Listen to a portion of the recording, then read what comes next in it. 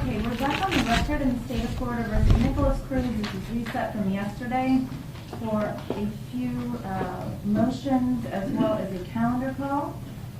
And we got to the point yesterday where I believe I asked which motion you all wanted to argue first, and then we had the other side issue. So we'll go back to that point.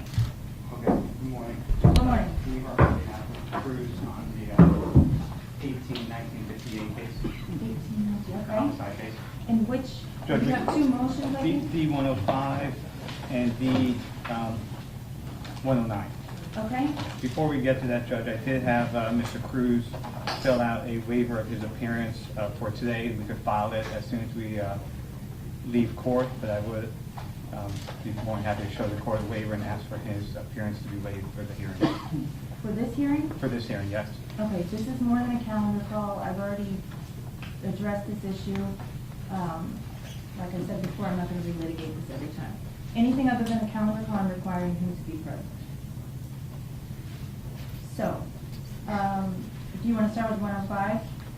Judge, actually, if we could start with, that'd be over defense objection. Okay. 109? Yeah, if we could start with 109, because 109 will kind of lead into the reason that we filed 109. Okay. So if you can indulge me with that, Sure. yeah, we'll start with 109. So D109 was a notice to the court BSO's non-compliance with this court's orders. It's actually our second notice. We filed D99, which was the original notice of BSO's non-compliance. In order to kind of understand how we got to D109, BSO's non-compliance, I think we need to look back a little bit at some of the rulings that this court has issued. So going back to, all the way back to July 16, 2018, Your Honor did an order, a discovery order regarding outstanding and incomplete police reports. And in that order, on July 16, 2018, this court wrote at that time, the court wrote more than 5 months has elapsed since the incident in this case. The lack of completed police reports is impeding the court's ability to set a meaningful discovery schedule. It also has been impeding the defense in our preparation and our investigation in this case. We have consistently been getting discovery which has been prepared back in February and back in March of 2018. So if we fast forward actually to March 22nd, 2019, we were in court on D51 and D49. Those were two motions to compel. And Your Honor said to the state, and this is a quote, "If you would please send another email and put agencies on notice that if they are outstanding reports or reports that have not been turned over at this time, and I find out about it or I'm made aware of it, I'm going to have them in here to explain to me why a report will be turned over more than a year after the incident occurred. It's not acceptable." Based on that, the state went back, so that was March 22nd, 2019. The state went and they sent out an email on March 26, 2019. They didn't notice the filing, so their email is part of the court record. It's a 3-paragraph email, but in paraphrasing, what the email said was that, pursuant to what Judge Shear said in court today, we are requesting a meeting to review your case files, anything relating to this case, with a person designated by you to do so with anyone who is involved in part of the Cruz investigation to ensure that the court's orders are complied with. The court has also ordered that each recipient of this email provide an immediate response acknowledging its content and indicating what, if evidence, is still outstanding.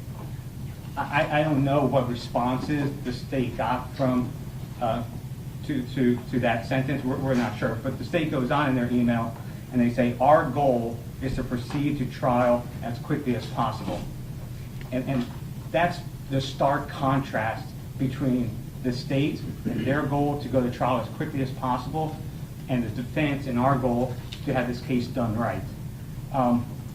So we noticed that just in so much supplement discovery, we have been getting items that have been generated closer to the incident date, but we've been getting them late. So we filed D99 because the court said if I'm made aware of it, I'm going to have them in here. So we filed D99. And D99, I know we're not here to talk about D99, but it does tie into D109.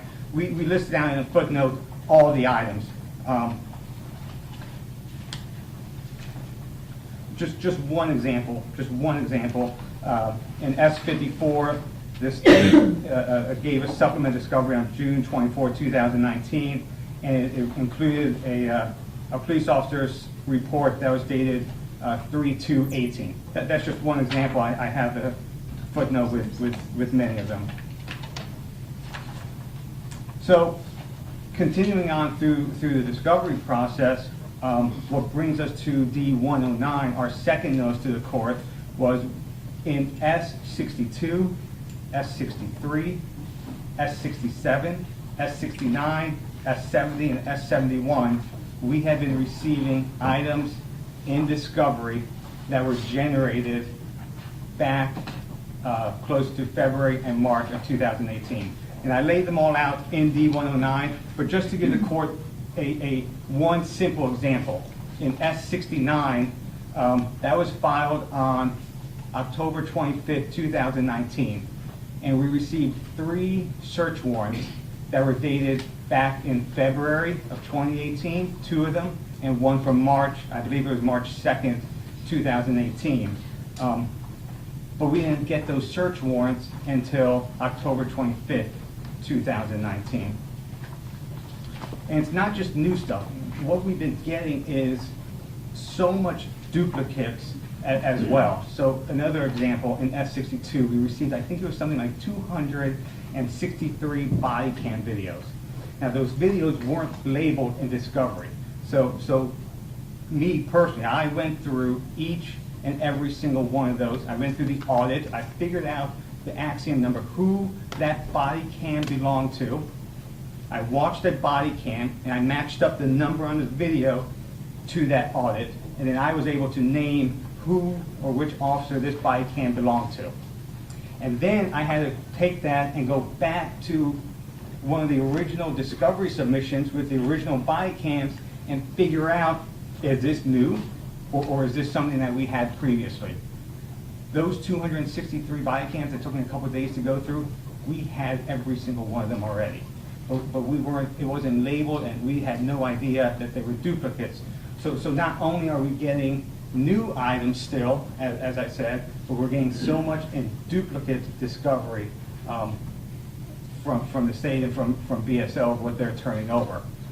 So as this court asked, if you're made aware of it, you would bring them in and have this discussion with them. So we filed D109, putting this court on notice of BSO's non-compliance with turning over late discovery consistently to the defense. So that brings us to D105. So in D105, we filed a motion to compel, and what we were compelling was, number one, is for Detective Curcio to provide another supplement report indicating what he's been doing. Because we know that he's been doing investigations still. And let me go back. His original report, I think it was something like 611 pages, but we didn't get that for 180 days after the incident. We got 286 days after the incident, a second report from him, and then nothing since then.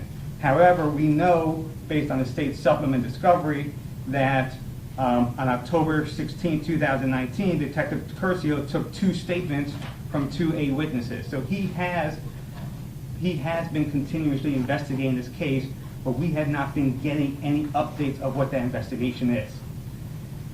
I don't know if somebody from BSO, from Detective Curcio himself, or the state, if somebody thought what we followed was maybe a great idea, because yesterday I received a 140-page supplement report that Detective Curcio filled out. I have not even had a chance to go through it yet, but he did do, as we've been asking, a supplement report.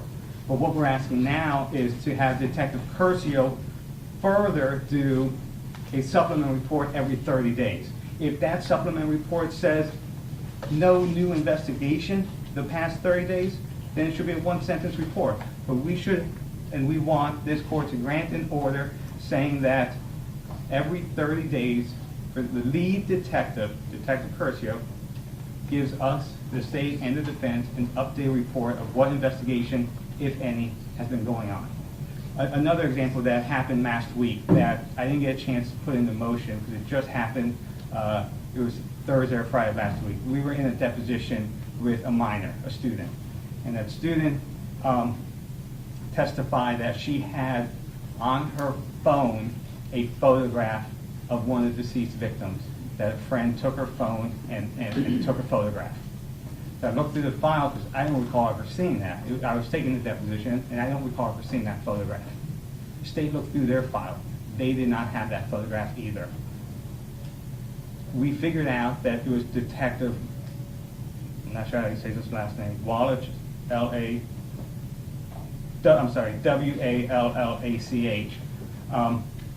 according to this witness, was in possession of that photograph back, I think, on February 16, 2018.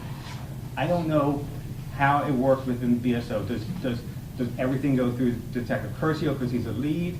Does every individual officer or detective turn over their reports to the state? I don't know, but that's still something that's outstanding. That's still something that's missing. And this is all against the backdrop of the court's sua sponte order setting us for trial in January 27th. And the state's consistently saying, we are ready for trial. We're ready for trial. We want, as they said, this to go as quickly as possible. Yet, since that trial order came down, there have been 9 supplement discoveries by the state. There have been 44 new A-listed witnesses from the state, and numerous items in discovery that have been generated back in February and March of 2018 that we are getting, and items we still don't have. So we put this court on notice, and I'm asking the court to grant 105 to have 30-day updates by BSO, by Detective Curcio, of what is going on. May I ask for a response? Sure. Did you say your name? No, you're Your just Honor. about to. Christian Subanos on behalf of the Sheriff's Office. In addressing D-105, defense counsel cited no authority or past precedent to allow this court to interject themselves into a law enforcement investigation and order a detective to author reports and how to author them. That would not be appropriate. Detective Curcio is going to do his due diligence until this case is completed with trial to do his own follow-up and due diligence in regards to an investigation. And when he's completed his supplement reports or further investigation that he does based on information that's provided to him, he updates his report. But we would argue that it's not the purview of this court to again get involved with ordering a detective to write a supplement and how to write it as a defense counsel wants. Going to D-109, the substance of the motion matters. So defense counsel is complaining that they're receiving all kinds of discovery that's late and that they didn't have, and it's impeding their ability to prepare for this case. Well, looking at number 1 of one of their examples were 2 hard drives that BSO sent to the Florida Department of Law Enforcement. When the Florida Department of Law Enforcement was done with those hard drives, they sent them back to BSO. We put them into evidence, and there was a property receipt. Defense counsel asked for copies of those hard drives, and that's what we provided. And then when you look at the substance of their paragraph, they don't tell the court what they didn't have before. They said some of it was newly provided to defense counsel, and some of it was duplicate. Well, that matters on what was a duplicate. There's no police reports on those hard drives. It involves a Peterson response ebook, a statement, a Medina statement, radio transcriptions, not transmissions, but actual transcriptions, an agency roster, and BSO audio dispatch. That's all tangible evidence. When you look at number 2, they list a 21-page report from BSO Fire Rescue. I have the report if you would like to see it, Judge. The substantive part of that is 10 to 12 sentences of one of the attempted murder victims, and initially BSO reporting and treating her before further medical assistance was provided to her. And defense counsel has her medical history and medical file. On number 3, the defense again listed this as additional discovery. This was an amended crime scene report. The 3 prior crime scene reports were already provided to them. This was an amended crime scene report to correct an error that one of our employees made in writing his report. Like a Scrivener's error? There was an error on duplicating bullets that were impounded. The state's amended discovery in regards to search warrants. Defense counsel obtained a return of those warrants, and then they asked where the actual warrants, and the state provided them. That's not BSO holding any evidence. As number 5, it deals with statements that were taken from the Sneeds on October of 2019, James Sneed, October 16, 2019, and then the statement of Madison Goodman, they said that that was not received until 11/8. The original statement, BSO statement of Goodman, was provided back in discovery on May the 18th of 2018. And then going at number 6, again, these are more hard drives, and this is all information and documents that were already in existence. The BSO action report that is also listed in number 1, I mean, they could have gotten that off the Sun Sentinel. There's other emails, BSO call signs, school diagrams. That's information that the state attorney's office is gathering or Detective Curcio is gathering to prepare for trial, but it's not substantive as regards of any police reports that we violated a court order. And again, the stuff might be duplicitous, but it's stuff that defense counsel is requesting. There's a note in paragraph 6 that says defense requested this roster via email on September 13th. So they do not want us to provide it to them, because when we provide it to them, then they say that we're withholding stuff and now we're providing it late. So they can't really have it both ways. But again, none of the stuff listed in this motion shows that BSO, specifically the Broward Sheriff's Office, is in violation of this court's order. State, do you want to do it?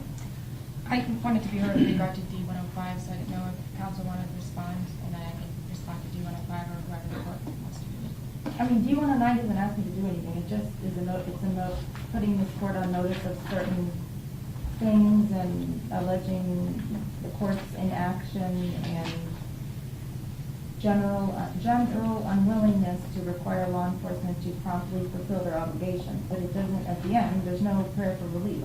It's just putting the court on notice. Correct. We did not do it as a rule to show cause. The court said, if I'm made aware of it, so we felt that the best thing for us to do is make you aware of it. Okay. And any authority that should come, it's a circuit court order. These are not circuit court suggestions. These are orders, and the orders say that these reports need to be turned over forthwith, and those orders have been consistent and throughout the case. Perfect example, the roster, we've been trying to figure out through deposition and our own discovery, who's where and where they were in what classroom.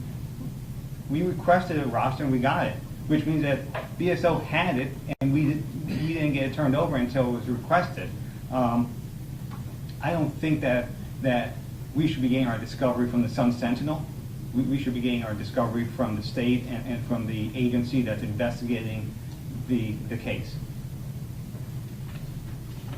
Okay. With regard to D-109, I found that there's not been a violation of my order. And let's move on to 105. Yes, Judge. Nicole Ciccone on behalf of the state. First, I just want to mention on page 1 of D-105, paragraph 2, I believe that's a typo. It should be amended demand for discovery May 24th, 2019. And I bring that up because we were under a limited discovery obligation for 1.5 years. So that certainly would account for some of the duplicative information that the defense got. I would think it would be more important that they got 2 copies rather than no copies. But in any event, moving on to page 2 at the bottom, the defense is relying on a transcript from a hearing in which I was present before this court March 22nd. You're on D-105? Do you want to? Yeah. In what paragraph are you on? This is the footnote Exhibit A down at the bottom of page 2. Okay, So that date is actually March 22nd, 2019, and at which point they had already received Detective Curcio's report in paragraph 5, and there's another point in paragraph 5, before the court even entered that, that proclamation in the middle of our hearing. So they now have this report for a year going into this hearing on March 22nd, 2019. So I don't know how that, we were in violation of anything that the court put on the record at that time.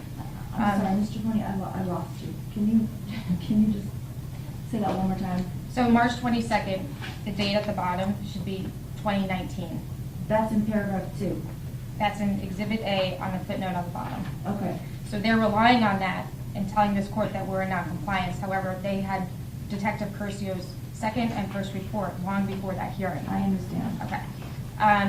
This third report that's now come in is material that they have long since had. The first 34 pages are lists of witnesses and victims.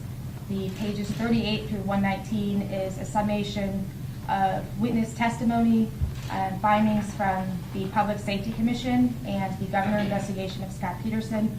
I'm sure as the court recalls, we had DP3, which involved whether or not the state was responsible for turning over the findings and information of the Public Safety Commission. The court agreed with the state that that was not our obligation. If this defense wants it, they're free to go get it themselves. It is not the obligation of the state to do their work for them. Moving on to pages 119 through 129 of the new report. Those are all jail calls that the defendant has made. And the last few pages are just property receipts and summation of statements that were taken by my office. I mean, we're going to continue investigating this case until there's a verdict. So every time this defendant makes a call, sends a letter, there's going to be a review, there's going to be a report, and it's going to be turned over to the defense. There's nothing stopping them from taking depositions, from taking statements, and if new information comes in, they're welcome to file a motion to redepose, subject to whatever that new information is. But there's nothing to, the state is in compliance with our rules of criminal procedure. There's nothing even, I don't know what they want the court to compel. The future discovery, I have no idea. I have no idea what's going to transpire. So at this time, I've asked the court deny the motion. Anything else? Nothing, what we're compelling is we're asking for 30-day updates from the lead detective. I agree with the sheriff's office. I have absolutely no authority to order the sheriff's office to compile updated reports of something that may or may not happen. That's outside the scope of my authority clearly as a judicial branch. So that is denied. How about, we have a motion to continue that was filed yesterday. We're going to request a hearing, maybe 2 weeks out, about 2 hours. Okay. State? That's fine, Judge.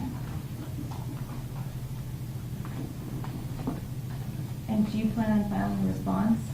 We may.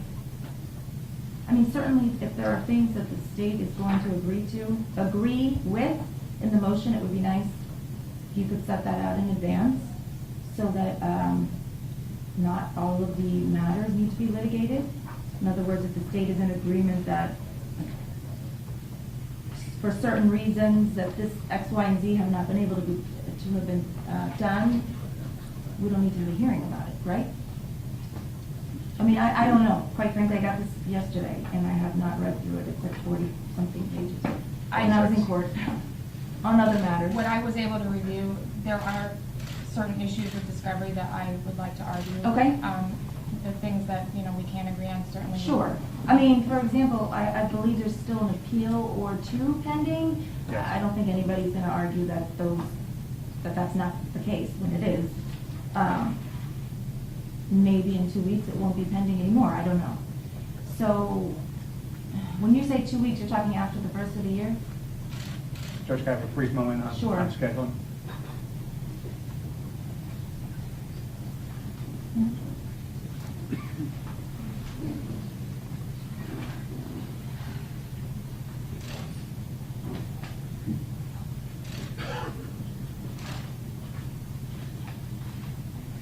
Sure. Yeah, after, after the New Year is fine. Okay. Are you objecting? Yeah, on the I'd rather motion? have it done before Christmas, before the holidays. Well, Is the state objecting at this point to our motion for continuance? Yes.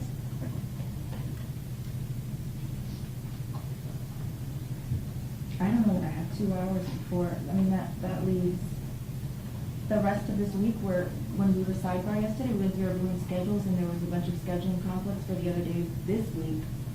And then,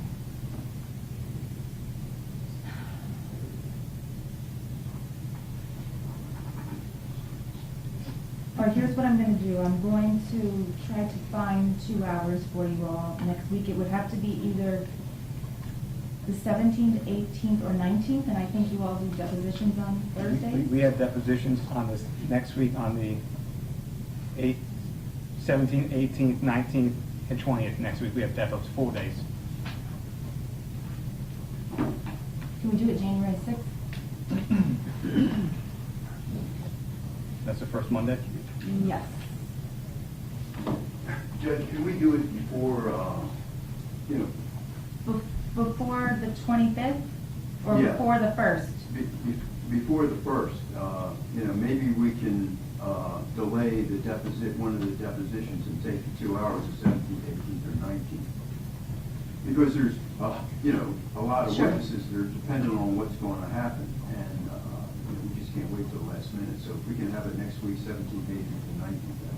Which I don't want, right, now I'm gonna have to figure out schedules to bring in this, I mean, I don't wanna cancel a deposition. Are they all day, 8 to 5, or, And because then, we could start early or go late, maybe?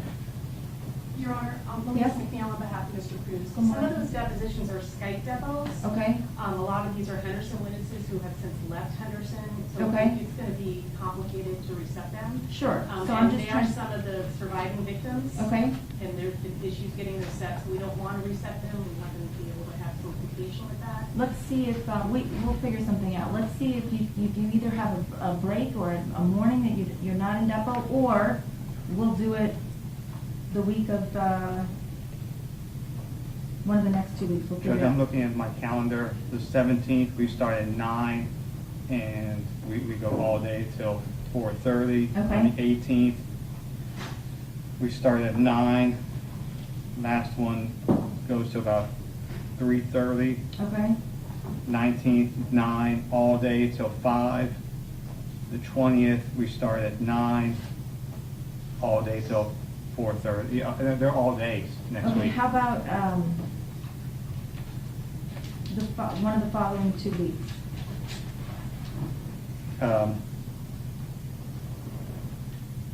it at lunchtime. If you can do it at lunchtime, we can do it at 8 o'clock in the morning. The days of the depots, that's fine with me? Yeah. Judge, we're going to need some time because we're going to be flying in some expert witnesses to testify to our motion to compel. So, I'm sorry, motion to continue, so we're going to request some time out so that we can make those arrangements. That's a week away. Okay, here's the, for both sides, if the trial is going to in fact go on the 27th, both sides, I'm sure, have a lot to do. So rather than put this motion 2 weeks before, it's better to have it sooner than later. So we can start at 8 in the morning, we can do it at lunch on the 17th, 18th, or 19th, or I know a lot of folks are out the weeks of the 23rd and 30th. I will change my schedule so that I will be here to accommodate you all. You just let me know when. Are you all, what time are your depots starting? Sorry, 9 a.m. Okay, can we do like 7:30? No? I did a closing argument one time, I know this is like one of those old stories, pregnant in front of Judge Imperato at 7 o'clock in the morning. So it could be done. How 7:30 about, is okay with us.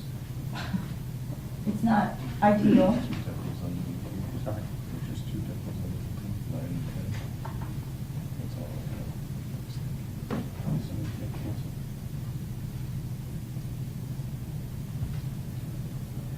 I don't know if this is the one that's I don't know. Do do you want me to give you all a few minutes so you can see Can we? exactly what your schedule is? And then even if you want to do an hour in the morning, and then an hour in the afternoon, we can do that too. If I can confirm. Sure, let me with give you 5 minutes, okay? scheduling.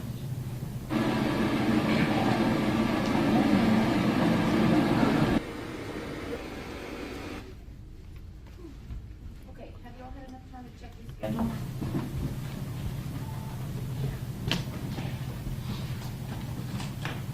Judge, there are no depositions scheduled for Monday the 16th, so the state is fine with that. On December 19th at 3, or at least at 4 o'clock, there's a witness. I don't need to state her name for the record, but they're filing a young lady. The attorneys are filing a protective order. They already filed one. There's a deposition scheduled at 3 o'clock where Mr. Bogenschutz has indicated he's going to file a motion for protective order. So I think on the 19th, I think we're safe to say that at 3 o'clock, those depositions could be moved or may not happen anyway, or on the 16th. So the state would ask that we handle this expeditiously because of the size of the case when we begin trial. That plus the motions that we were going to start in January anyway. Okay? Judge, again, the state's trying to do things, rush through expeditiously and quickly. We're trying to do things right. We requested 2 weeks out. We came up with January 3rd, which is a Friday.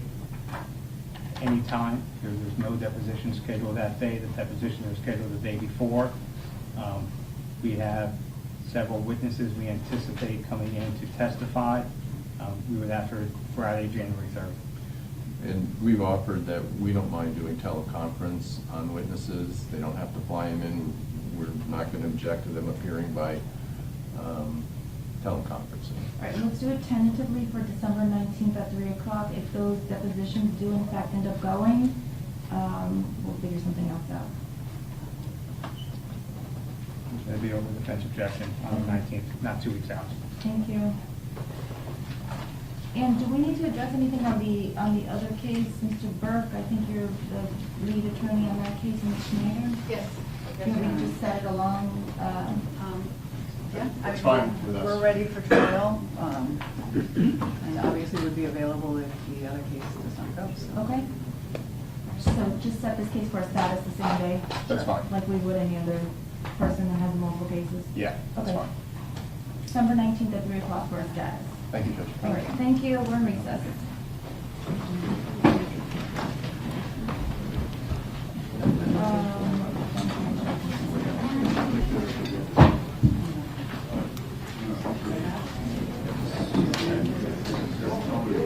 Your Honor, order for